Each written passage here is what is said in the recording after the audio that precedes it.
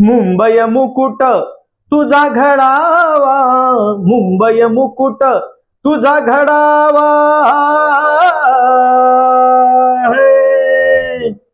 अण्णाभाऊ साठे यांचे विचार बघा. तू मराठ मोळा शेतकरी अन घोंगडी ही सिरी. अरे तू मराठ मोळा शेतकरी अन घोंगडी ही सिरी. जुनी ती काठीन जुनी लंगोटी बदल ही दुनिया सारी र. चल बदल ही दुनिया सारी. अर जुनी ती काठीन जुनी लंगोटी बदल ही दुनिया सारी र. चल बदल ही दुनिया सारी. लोकशाहीर अण्णाभाऊ साठे यांच्या लेखणीतून साकार झालेले हे विचार, यांच्या सादरीकरणातून अवघा मराठी मुलूक जागृत झालेले हे ते विचार. लोकशाहीर अण्णाभाऊ साठेंना आपण साहित्यरत्न अण्णाभाऊ साठे म्हणून ओळखतो. अण्णाभाऊ साठेंनी हे जे विचार लिहिलेले आहेत ते सामान्य माणसापर्यंत पोहोचवण्यासाठी डफ या वाद्याच्या माध्यमातून आणि सहकारी शाहीर या कलाकारांच्या माध्यमातून आपले विचार जनसामान्यापर्यंत पोहोचवलेले आहेत.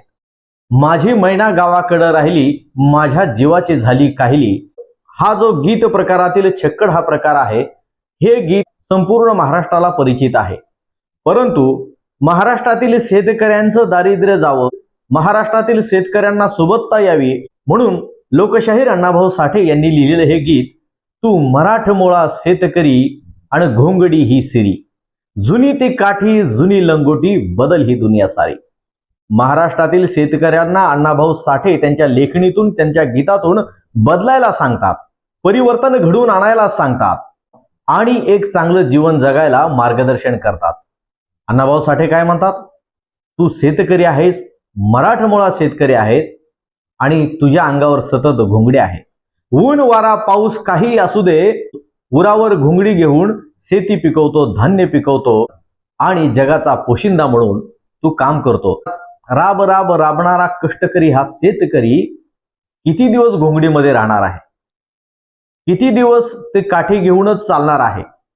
शेतकऱ्यांनी आपल्या शेतीतून पिकवलेल्या धान्यातून, उत्पादनातून स्वतःचा सर्वांगीण विकास करून घेतला पाहिजे.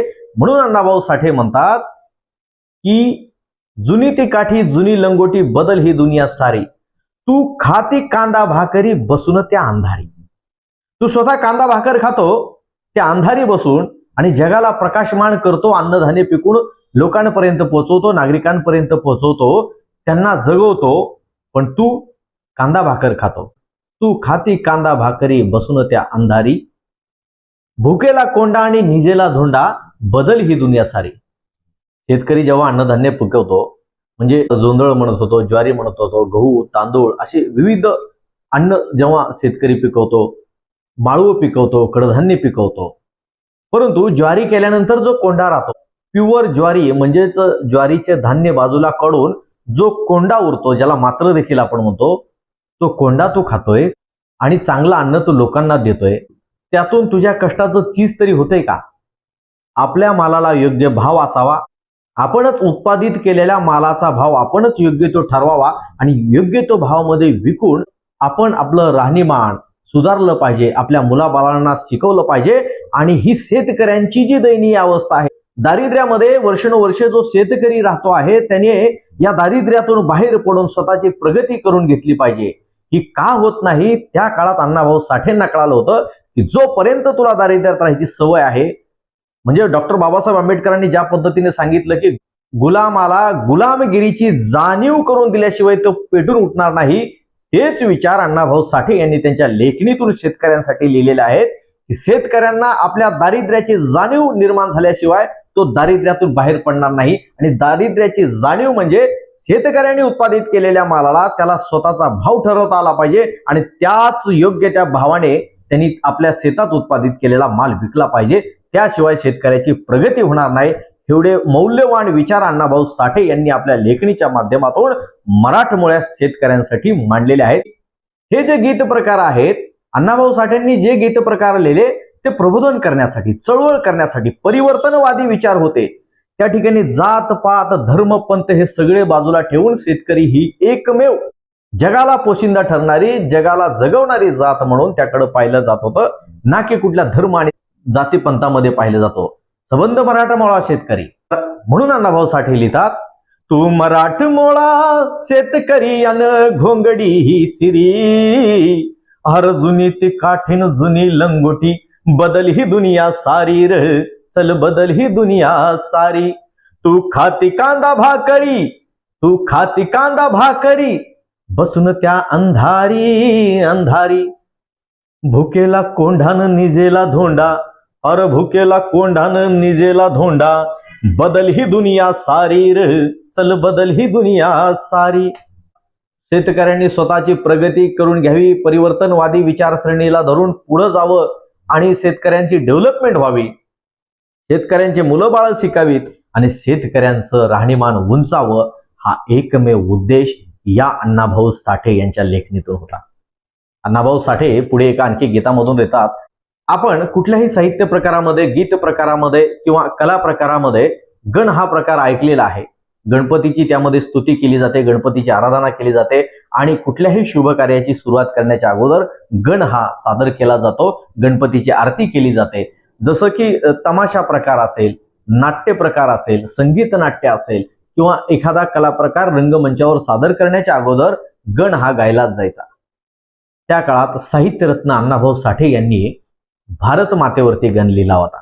म्हणजे चांदा ते बांदा, म्हणजे काश्मीर ते कन्याकुमारी आणि इकडे आपलं महाराष्ट्राचं पश्चिमेचं टोक ते पूर्वेकडील आसाम, या सर्व राज्यांना मिळून अखंड भारतासाठी म्हणून अण्णाभाऊ साठेंनी एक गण लिहिलेला आहे.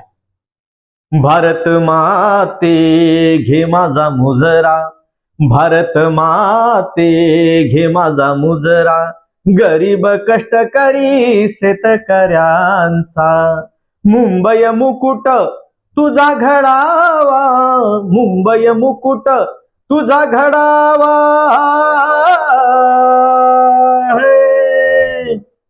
अण्णाभाऊ साठे यांचे विचार बघा. भारत मातेचा मुकुट कुठलं शहर असावं? मुंबई मुकुट हा तुझा घडावा. या संबंध भारत देशाचा मुकुट कुठला असावा तर तो मुंबई असावा. मुंबई जगामध्ये प्रसिद्ध आहे, तिथं उद्योगधंदे आहेत, तिथं कला, संस्कृती, विज्ञान, शिक्षण सर्वच एकत्र नांदत आहे, इंडस्ट्री आहे आणि प्रत्येकाच्या हाताला काम देणारे मुंबई ही जगाची पोशिंदी ठरावी. या भारत देशाची पोशिंदी असलेली मुंबई आज ही आपली भारताची आर्थिक राजधानी आहे. त्याचं कारण आहे की मुंबईमध्ये सगळं काय आहे, म्हणून मुंबई ही भारताची राजधानी व्हावी. तेव्हाच अण्णाभाऊ साठेंना वाटत होतं. म्हणून साहित्यरत्न लोकशाहीर अण्णाभाऊ साठे लिहितात की मुंबई मुकुट तुझा घडावा, लोकशाहीचा चौघडा घडावा. या भारत देशामध्ये लोकशाही नांदावी, जी विश्वरत्न डॉक्टर बाबासाहेब आंबेडकरांना अभिप्रेत आहे, तीच लोकशाही या भारत देशामध्ये नांदावी. असे गीत प्रकार, असे कला प्रकार, अशी लेखणी ही अण्णाभाऊ साठेंची होती. शेवटी भारताची सुप्रीम पॉवर ही लोकच असावीत हे अण्णाभाऊ साठेंना सुद्धा वाटत होतं. अण्णाभाऊ साठे काही काळ कम्युनिस्ट विचारसरणीतून, कॉम्रेड विचारसरणीतून विश्वरत्न डॉक्टर बाबासाहेब आंबेडकर यांच्या परिवर्तनवादी विचारसरणीकडे येत असताना बाबासाहेबांचे आचार विचार अण्णाभाऊ साठेंना पटलं होतं. म्हणून अण्णाभाऊ साठे शेवटी सांगतात त्यांच्या समाजालाही आणि संबंध देशवासियांना, भारतवासियांना सांगतात की जग बदल घालून घाव, सांगून गेले मला भीमराव. विशेषतः त्यांच्या समाजाला सांगतायत की गुलामगिरीच्या या चिखलातून बाहेर पडण्यासाठी, परिवर्तनवादी विचारसरणी बरोबर राहण्यासाठी आणि आपला सर्वांगीण विकास करून घेण्यासाठी म्हणून डॉक्टर बाबासाहेब आंबेडकरांनी जी विचारसरणी दिलेली आहे त्या विचाराला धरूनच आपल्याला पुढे जावं लागणार आहे. बाबासाहेब आंबेडकरांनी शिका, संघटित करा आणि संघर्ष करा हा जो मूल मंत्र दिलेला आहे त्या मूल मंत्राला धरून आपला सर्वांगीण विकास करून घेतला पाहिजे. म्हणून तत्कालीन त्यांच्या समाजाची परिस्थिती पाहता, एकंदरीत त्या काळात दबलेल्या, वंचित राहिलेल्या दलित पद दलितांची परिस्थिती पाहता अण्णाभाऊ साठे बाबासाहेब आंबेडकरांच्या विचारधारेला प्रेरित होऊन सांगतात, जग बदल घालून घाव, सांगून गेले मला भीमराव, गुलामगिरीच्या त्या चिखलात ऋतून बसलास का ऐरावत, अंग झाडून निघ बाहेरी, घे बिनीवर घाव, सांगून गेले मला भीमराव. जग बदल घालून घाव, सांगून गेले मला भीमराव, गुलामगिरीच्या त्या चिखलात ऋतून बसला काय रावत, अंग झाडून निघ बाहेरी, घे बिनीवर घाव, सांगून गेले मला भीमराव, सांगून गेले मला भीमराव. डॉक्टर बाबासाहेब आंबेडकर सांगून गेलेले आहेत की गुलामगिरीच्या या चिखलातून संबंध समाज बाहेर पडला पाहिजे. समाजाची प्रगती झाली पाहिजे, समाजाची उन्नती झाली पाहिजे. आर्थिकदृष्ट्या, सामाजिकदृष्ट्या, शैक्षणिकदृष्ट्या आणि राहणीमानाचा दर्जा या समाजाचा उंचावला पाहिजे. म्हणून सरतेशेवटी अण्णाभाऊ साठेंनी हे गीत प्रकार लिहून लोकांच्या मनामध्ये रुजवण्याचा प्रयत्न केलेला आहे. संयुक्त महाराष्ट्र चळवळीमध्ये साहित्यरत्न अण्णाभाऊ साठेंचे विचार आणि साहित्यरत्न अण्णाभाऊ साठे यांची चळवळ आपल्याला माहितीच आहे. शाहीर अमर शेख, शाहीर गव्हाणे आणि शाहीर अण्णाभाऊ साठे यांनी डब, हलगी आणि काही पारंपरिक वाद्य प्रकार आणि पारंपरिक गीत रचना करत महाराष्ट्राच्या समाज मनामध्ये महाराष्ट्र प्रेम तापतं ठेवलं, पेटवतं ठेवलं आणि अखंड महाराष्ट्र निर्मितीसाठी अण्णाभाऊ साठेंचं योगदान त्यांच्या साहित्य कला प्रकारांमधून, त्यांच्या या चळवळीमधून संपूर्ण महाराष्ट्रामध्ये ते विचार पोचले गेले आणि मुंबईसह संयुक्त महाराष्ट्र निर्माण होण्यामध्ये अण्णाभाऊ साठे आणि त्यांच्या सहकार्याचं योगदान खूप मोठं आहे.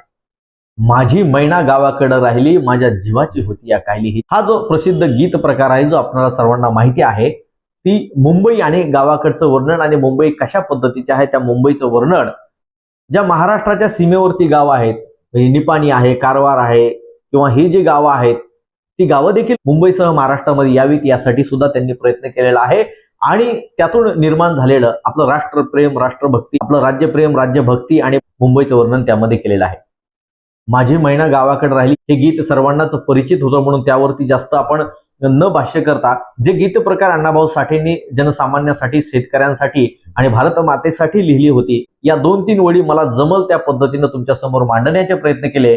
आणि अण्णाभाऊ साठे यांच्या जयंती निमित्त आपल्यापर्यंत हे विचार, त्यांच्या लेखणीतील विचार आपल्यापर्यंत मांडण्याचा योग आज आला. आपल्याला हा माहितीपूर्ण व्हिडिओ जर का आवडलेला असेल तर नक्की शेअर करा, लाईक करा आणि तुमच्या प्रतिक्रिया नक्कीच आम्हाला कळवा. असेच माहितीपूर्ण व्हिडिओ जाणून घेण्यासाठी सबस्क्राईब करा सांगावा, पाहत रहा सांगावा.